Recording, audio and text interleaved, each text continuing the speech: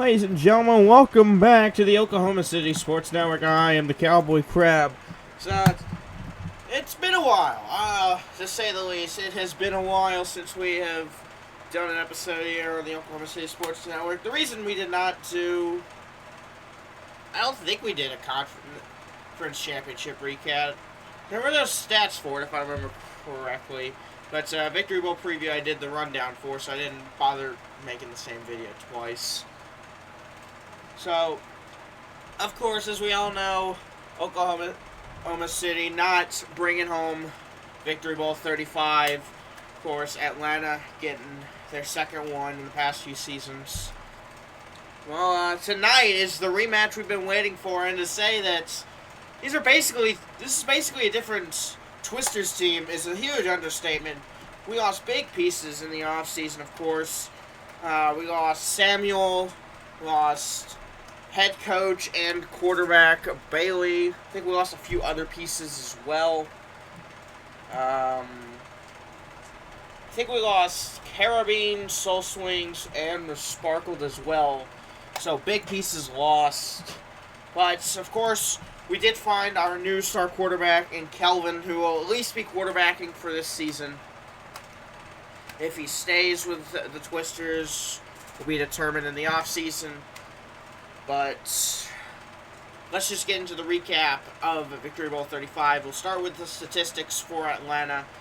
Finley, 16 for 24, 438 passing yards, a 66.7 completion percentage, 6 touchdowns and an interception. Finley also 5 rushes for 37 rushing yards. At the receiving core, you have Arby's Annihilator with a reception and 19 receiving yards. X-side, 2 receptions, 73 receiving yards, and a touchdown. Lillard, 5 receptions, 156 receiving yards, 3 touchdowns. Popeyes, Pounder with a reception, 43 receiving yards. Deckmas, 5 receptions, 86 receiving yards. And Bojangles Bandit, 2 receptions, 71 receiving yards, and 2 touchdowns. The center, Subway Suffocator, that is the 7 drives he had, led up 2 sacks. At the defensive position, you had Subway Suffocator getting a tackle for loss, a sack, and a swat, and Arby's Annihilator getting an interception on the night. Kicking position, Finley 5 for 5 on 1 point attempts, and 1 for 1 on 2 point attempts. I'd say 5 for 5 on 1 point attempts, right? Alright, I think I did. And that is it for Atlanta. Meanwhile, for the Twisters, Bailey, 23 for 40, 475 passing yards, a 57.5 completion percentage, 5 touchdowns, and 2 interceptions. Bailey also having 6 rushes and 25 rushing yards. At the receiving position, Carabine, 5 receptions, 113 receiving yards. Soul Swings, 4 receptions, 77 receiving yards, and a touchdown. Basad, 6 receptions, 74 receiving yards, 2 touchdowns. For Sparkled, 4 receptions, 80 receiving yards, and a touchdown. And Samuel, 4 receptions, 131 receiving yards, and a touchdown. At the center position, mission accomplished out of 7 drives up, a tackle for loss and a sack. And then at defense, Sparkled with an interception and Kangaroo with 2 sacks. Kicking wise, Bailey 2 for 3 on 1 point attempts and 0 for 2 on 2 point attempts. That is what those statistics for Victory Bowl 35 look like. Of course, we also did get the conference championship last season, so that is what we have to hang our hat on season 35. By far the best team in franchise history so far. But when we look towards tonight's matchup, I think this, on paper, the quarterback battle is definitely something that people are going to be watching for. It's Kelvin versus Finley to kick off season 36. 2 of the biggest named quarterbacks in the modern OFL and probably OFL history. So, definitely something you want to keep in mind. But when you look at outside of that, for tonight's matchup, I'm going to be honest, folks. I think Atlanta's got us beat.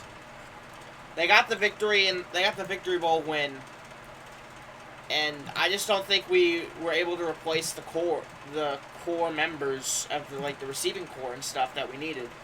Because we had a dominant receiver core with Samuel, Sparkled, Carabine. I mean, all three were big players, and you had some other people who played big factors when they needed to. Who, like Soul Swings and Basad. And Joe, of course, who I don't think he didn't get anything in the Victory Bowl. Maybe he just wanted to read it. I don't know. But I gotta be 100% honest. I think we lose. The Twisters, they don't get their win back tonight. I think it's gonna be a close game. But Atlanta, I think they've got us. I think they get the win here tonight. Because when you look at like some of the receiving weapons they have, like Kevin, Popeyes, Bojangles, we don't have anybody really to match that like we did in the Victory Bowl, like with Carabine, Samuel, and Sparkled. So Dusta, Mangsta, and Vihanchu, I'm positive are good receivers, but they're just not at the level that the other that Samuel and them were at. So, well, I'm sure Kelvin will keep the offense in this game the best he can. I'm also not confident in the defense like last season. While we haven't seen them play yet, if it's anything like last year, defense is probably going to be the weakest point. And Atlanta will win in a one-possession game. And Twisters will fall 0-1 to start the year. But look at the rest of their schedule, folks. I think we're able to easily recover from this. If the Vikings just don't go...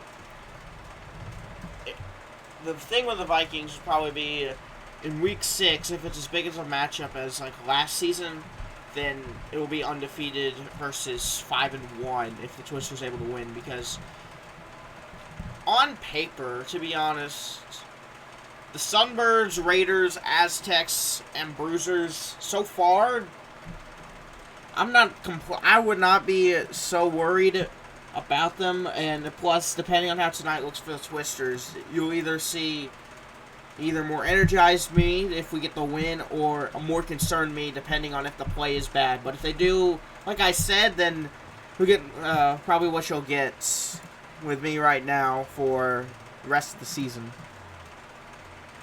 But I think that's about it. So Victory Bowl's been recapped. Of course, did not get the win.